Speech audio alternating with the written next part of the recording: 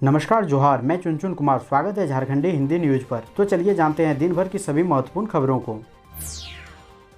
आज की पहली और बड़ी खबर, 10 जून से रांची समेत 9 जिलों में छूट बढ़ाने की उम्मीद। सीएम हेमंत की बैठक आज, जाने किन चीजों में राहत की है उम्मीद। राज्य सरकार कोरोना संक्रमण के मामलों को कम होता देख पाबंदियों में ढील देने पर विचार कर रही है। 10 जून की सुबह 6 बजे से स्वास्थ्य सुरक्षा सप्ताह में लोगों को कुछ और राहत मिलने की उम्मीद है। राज्य में कोविड-19 संक्रमण की घटती रफ्तार को देखते हुए रांची समेत राज्य के 9 जिलों में कपड़ा, जूता, चप्पल, कॉस्मेटिक और ज्वेलरी की दुकानों को खोलने की अनुमति प्रदान की जा सकती है। राज्य में बंद रखे गए मॉल और मल्टी ब्रांड दुकानें खोलने पर लगाई गई पाबंदी हटाने पर मंथन किया जा रहा है। इसके अलावा व्यापारिक गतिविधियों का समय बढ़ाने पर भी विचार हो रहा है। सरकारी कार्यालयों का समय भी दिन के 2 बजे से बढ़ाया जा सकता है। शादी ब्याह समेत अन्य सार्वजनिक समारोह में शामिल होने के लिए निर्धारित 11 व्यक्ति की संख्या में भी थोड़ी ढील संभावित है। सार्वजनिक समारोह में शामिल होने वाले व्यक्तियों की संख्या 50 करने पर विचार किया जा रहा है।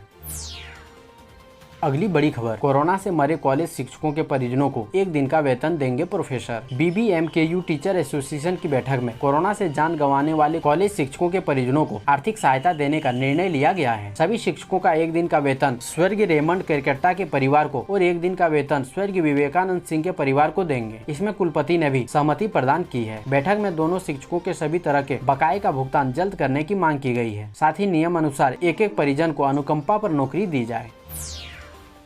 अगली बड़ी खबर की बात करें तो अब ड्राइविंग लाइसेंस से लिंक होगा आधार कार्ड। फर्जीवाड़ा किया तो खैर नहीं। देश में ड्राइविंग लाइसेंस को लेकर बढ़ रही फर्जीवाड़ा व भ्रष्टाचार पर नकेल कसने के लिए सरकार ने अनोखी पहल शुरू की है। अब आधार कार्ड को ड्राइविंग लाइसेंस से लिंक किया जाएगा ताकि कोई ड्राइविंग लाइसेंस डुप्लीकेट नहीं बना सके। देश में इस तरह के डुप्लीकेसी के कई मामले उजागर हुए हैं। इस पर रोक लगाने के लिए सरकार ने ऐसा कारगर उपाय शुरू किया है। मालूम है कि आधार कार्ड हर किसी के लिए बेहद जरूरी साबित है। इसकी सहायता से लोग सरकारी योजनाओं का लाभ उठा सकते हैं। इधर कोरोना व लॉकडाउन को लेकर झारखंड सरकार ने ड्राइविंग लाइसेंस बनवाने पर रोक लगा दी थी। दोस्तों, अभी तक वीडियो को लाइक नहीं किए हैं तो कृपया करके लाइक जरूर करें।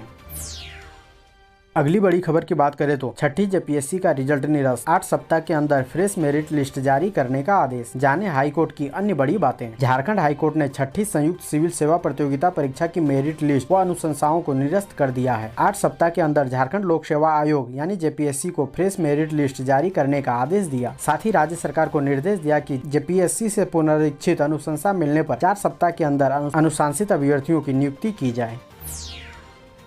अगली बड़ी खबर की बात करें तो सांसद ने कहा, पीएम की घोषणा से आम लोगों ने राहत की सांस ली। जमशेदपुर सांसद विद्युत वरण महतो ने कहा है कि नरेंद्र मोदी ऐसे विरले प्रधानमंत्री हैं जिन्होंने इस सदी की सबसे भीषणतम महामारी का सफलतापूर्वक सामना किया है और पूरे देश के जनता की जान की रक्षा की है। सांसद ने कहा है, प्रधानमंत्री की देश के प्रत्येक नागरिक को मुफ्त वैक्सीन उपलब्ध कराने की घोषणा अत्यंत महत्वपूर्ण है। इससे जहाँ एक और आम नागरिकों ने राहत की सांस ली है, वहीं विभिन्न राज्यों में वैक्सीनेशन को लेकर चल रही असमंजस की स्थिति से मुक्ति मिली है। सांसद ने कहा है कि प्रधानमंत्री की इस घोषणा मात्र से पूरे देश में हर्ष का माहौल व्याप्त हो गया है। इसके लिए हम सभी देशवासी प्रधानमंत्री के प्रति आभार व्यक्त करते हैं और उन्हें हार्दिक बधाई देते हैं।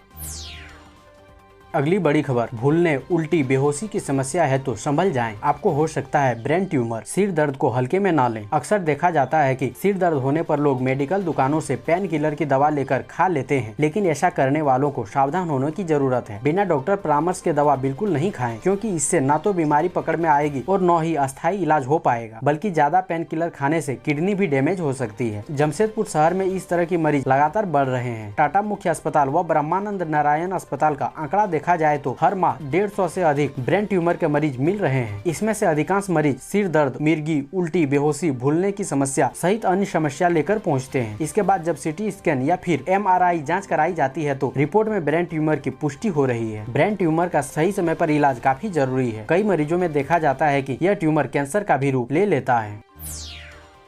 अगली बड़ी खबर की बात करें तो कोरोना काल में भी स्टील की चमक बरकरार। 6000 करोड़ का मुनाफा, सबसे बड़ी भागीदारी BSL की। चेयरमैन जारी करेगी वित्त report. Steel authority of India limited को 2020-21 के अंतिम तिमाही में लगभग 500 करोड़ रुपए का मुनाफा की संभावना है, जबकि कंपनी का सालाना मुनाफा 6000 करोड़ से ज्यादा का है। इससे सबसे बड़ी भागीदारी बोकारो इस्पात संयंत्र की है। BCL ने साल 2020-21 में 2100 करोड़ रुपए का मुनाफा अर्जित की है, जबकि राउरकेला इस्पात संयंत्र को 1900 करोड़ का फायदा हुआ है। इससे प्रबंधन की चिंता अभी से ही काफी कम हो गई है। कंपनी का वार्षिक वित्तीय परिणाम सेल चेयरमैन शोमा मंडल 10 जून को जारी करेगी। बतौर चेयरमैन रहते हुए शोमा मंडल पहली बार कंपनियों का वार्षिक वित्तीय परिणाम जारी करेंगी।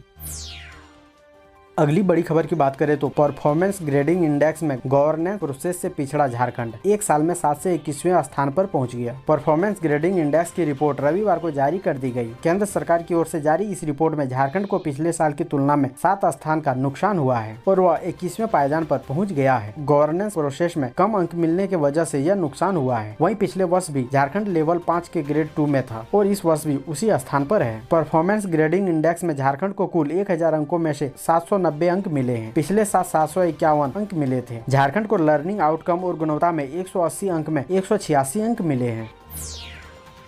अगली बड़ी खबर की बात करें तो रेल कर्मी ने फ्रंट लाइन वर्कर के लिए चलाया ट्विटर अभियान। फ्रंट लाइन वर्कर घोषित करने की मांग को लेकर रेल कर्मचारियों ने सोमवार को ट्विटर अभियान चलाया। ICRKU के आह्वान पर धनबाद मंडल के सभी शाखाओं के पदाधिकारियों और सदस्यों ने दिन भर प्रधानमंत्री, रेल मंत्री और स्वास्थ्य मंत्री को ट्वीट कर रेल कर्मियों को फ्रंट लाइन वर्कर घोषित करने की मांग की। AIRF के महासचिव श्री गोपाल मिश्रा ने देश के सभी रेल कर्मियों से अभियान चलाने की मांग की थी। ईस्ट सेंट्रल रेलवे कर्मचारी यूनियन के केंद्रीय अध्यक्ष DK पांडे और AIRF के जोनल सचिव OP शर्मा की अगुवाई में सभी शाखाओं के पदाधिकारियों और सदस्यों ने इस अभियान में हिस्सा लिया।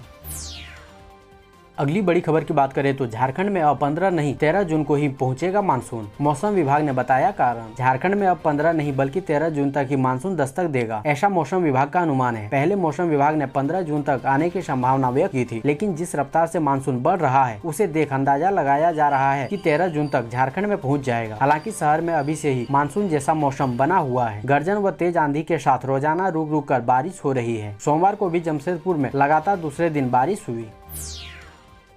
अगली बड़ी खबर 50 अधिवक्ताओं ने लिया कोरोना का टीका। धनबाद बार एसोसिएशन में सोमवार को टीकाकरण कैंप का आयोजन किया गया। कैंप में 50 अधिवक्ताओं का टीकाकरण किया गया। एसोसिएशन के अध्यक्ष अमरेंद्र कुमार सहाय ने बताया कि अधिवक्ता नरेंद्र त्रिवेदी की पहल पर संसद द्वारा चलाए गए मोबाइल टीकाकरण कैंप के तहत बार एसोसिएशन में 45+ वाले अधिवक्ताओं का टीकाकरण किया गया। बहुत जल्द 18 से 44 आयु वर्ग वाले वकीलों का भी टीकाकरण कराने की योजना है। उन्होंने बताया कि कोरोना महामारी से सुरक्षा का एकमात्र उपाय टीकाकरण ही है, इसलिए प्रयास है कि बार एसोसिएशन के सभी सदस्यों एवं उनके परिजनों को संपूर्ण टीकाकरण कराया जाए।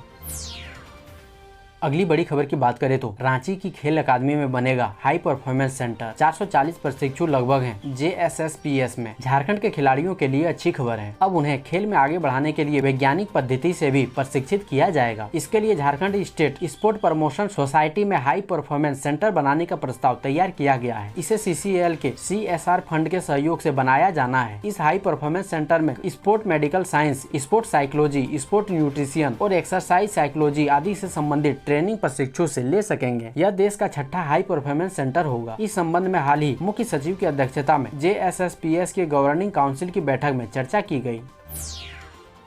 अगली बड़ी खबर गैर मान्यता प्राप्त स्कूलों के 10,000 बच्चों का नामांकन लटका। धनबाद जिले के गैर मान्यता स्कूलों के 10,000 से अधिक 8वीं पास छात्रों का भविष्य अधर में लटक गया है, जिससे जिले के सरकारी स्कूलों व स्थापना अनुमति प्राप्त स्कूलों और अल्पसंख्यक स्कूलों में नामांकन नहीं मिल रहा है। गैर मान्यता प्राप्त स्कूलों ने अपने बच्चों का रजिस्ट्रेशन जैक से नहीं कराया है। इसका खमियाजा बच्चों को भुगतना पड़ रहा है। राज्य सरकार की ओर से स्कूलों को स्पष्ट आदेश है कि 9वीं में उन्हीं बच्चों का नामांकन लें जिन्होंने 8वीं बोर्ड परीक्षा के लिए रजिस्ट्रेशन करवाया है। जिले में गैर मान्यता प्राप्त स्कूलों ने अपने किसी भी बच्चे का झारखंड एकेडमिक काउंसिल द्वारा लिए जाने वाले 8वीं बोर्ड की परीक्षा के लिए रजिस्ट्रेशन नहीं कराया था।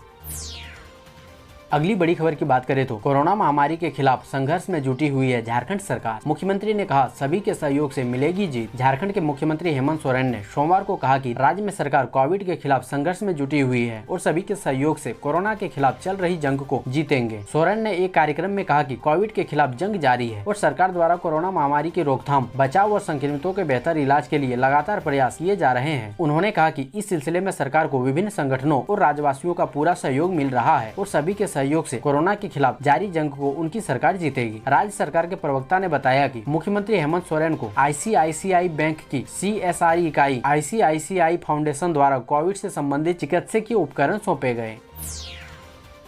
ऐसे ही महत्वपूर्ण खबरों को जानने के लिए हमारे चैनल को सब्सक्राइब जरूर करें। अब हमें दीजिए इजाजत, मिलते हैं अन्य महत्वपूर्ण खबरों के साथ। धन्यवाद।